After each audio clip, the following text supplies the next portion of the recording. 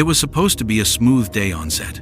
We were shooting a period drama at Ramoji Film City, lavish palace scenes, regal costumes, the usual chaos of lights, cues, and missed lines. As the first AD, I live and breathe schedules. I knew exactly who was due on set that morning. Every extra, every background artist. There was no one in red, so when I saw her, I assumed someone made a wardrobe mistake.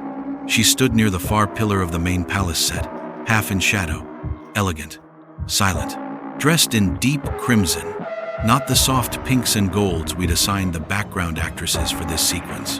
Her dress trailed behind her like blood on marble. I called out to wardrobe, "Who's the girl in red?" "No one's in red," they answered. "Nobody's in that shade at all." I scanned the call sheet, checked the blocking. Nothing. When I looked back to the pillar, she was gone. I brushed it off. A miscommunication maybe. Maybe a crew member wandered into frame. But when we reviewed the playback later, she wasn't there at all. No trace. Not even in the shadows where I'd seen her standing. That night, we wrapped late. The extras changed out of costume. Makeup packed up. I stayed behind to prep the morning shoot. At around 2, I was alone. Just me and the dimly lit palace set. That's when I heard heels clicking against the stone. Soft, slow, deliberate. I stepped out onto the main floor, and there she was again, standing where I'd first seen her, the red gown. Pale skin, no makeup, no ID tag. Her head tilted slightly, as if studying me. I raised my phone light. Her face was blurry, like trying to remember a dream mid-sentence. I couldn't make out her features. The more I focused, the less I understood what I was seeing. She took one step toward me. The lights above us flickered violently, every fixture on the rig pulsing in unison. One of the cameras nearby powered on without being touched. Its lens turned toward us and began recording. She stepped again. I backed up, reached for my radio. Dead. Not static, just dead.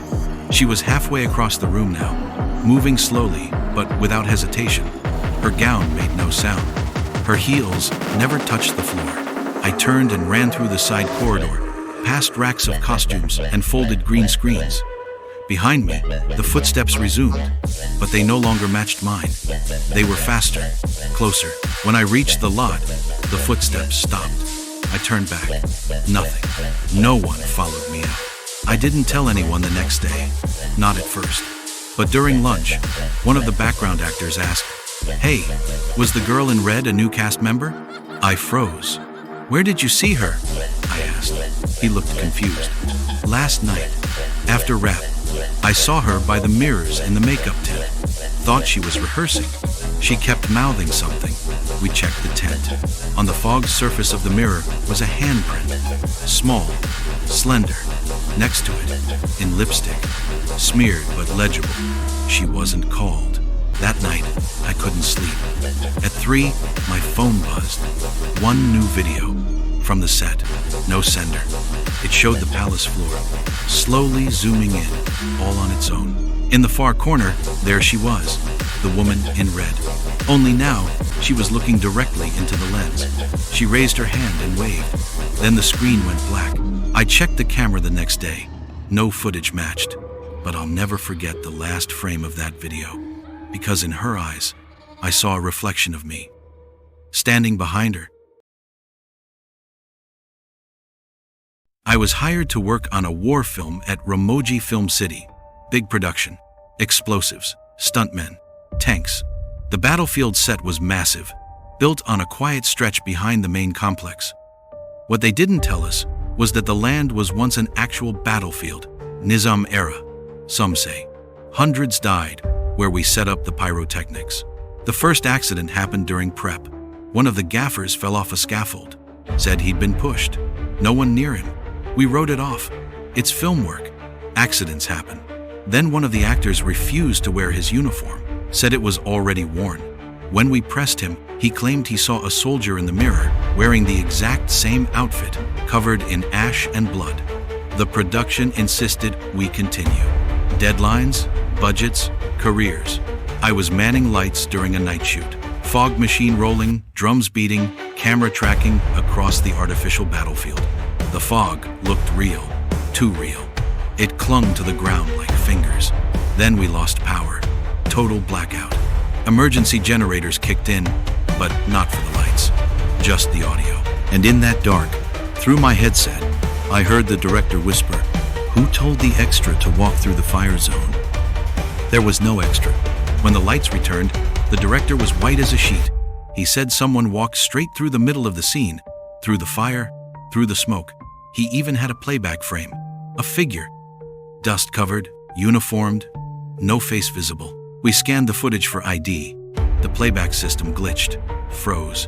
Then all screens went black, before displaying one static frame, a close-up of the man, staring directly into the camera, eyes burned white. They said it was a lighting artifact, but when we returned to the set the next morning, the ground was scorched. Not where we'd lit the effects, but where the man had walked. The producers cut the scene, but when the film released, in one background frame, he's still there, unmoving, watching.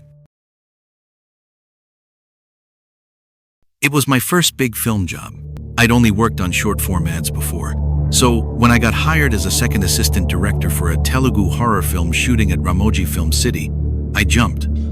I thought the real fear would come from managing egos, retakes, and night shoots. Turns out, that wasn't the scary part. Our primary set was inside Studio 6, an older soundstage near the edge of the complex. It had high ceilings, aging scaffolding, and a back hallway that led to a small, rusted freight elevator. I noticed it on the first day. "Don't bother," the line producer said. "That lift's been dead for years. No power runs to that side anymore." Still, I passed it every night. The hallway was always dimmer, like the overheads didn't quite reach that far. I never lingered. Until the third week of shoot. We'd wrapped late, past 2:30, and I realized I'd left my production folder behind. I jogged back alone while the crew packed up outside. The studio was silent. Set pieces half lit. The fake rain rig still dripping. My footsteps echoed louder than I expected. When I reached the hallway, the elevator dinged. I stopped cold. There was no one around. I held my breath. Then it dinged again. Softer this time, like the chime was underwater. The doors opened, slowly. Inside stood a man, facing the back wall. His hands hung stiff at his sides. He wore an old-fashioned projectionist's uniform, like he belonged to another time entirely. The air around the elevator felt wrong, like something had been sealed up for too long. The man tilted his head slightly, just enough to reveal part of his bruised, soot-blackened cheek. And then the lights inside popped, plunging the car into total darkness. My phone flashlight shook in my hands as I pointed it forward. Empty. He was gone, but the hallway suddenly felt narrower, like the walls were inching closer. I turned to run, but I slipped on something slick, real film, spooled across the floor. I scrambled up, heart racing, when the elevator dinged again. This time, the doors shuddered violently as if something inside slammed against them.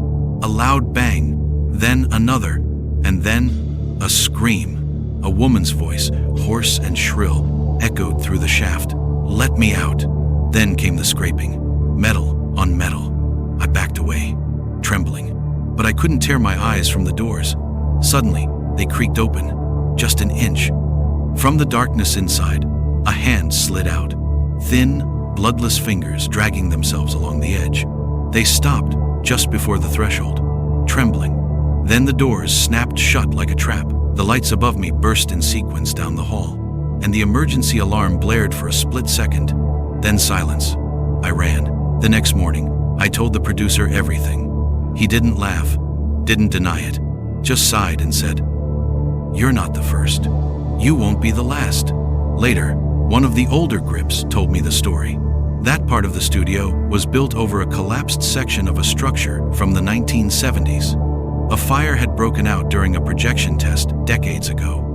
A woman was trapped in the lift shaft, burned alive. They sealed it, covered it up when construction resumed. No one speaks about her officially, but every so often, when shoots run late, the elevator dings twice. And sometimes, if you're walking that hallway alone, you hear her, still trying to get out. Every haunting has a witness. You've just become one. Subscribe and never be alone again.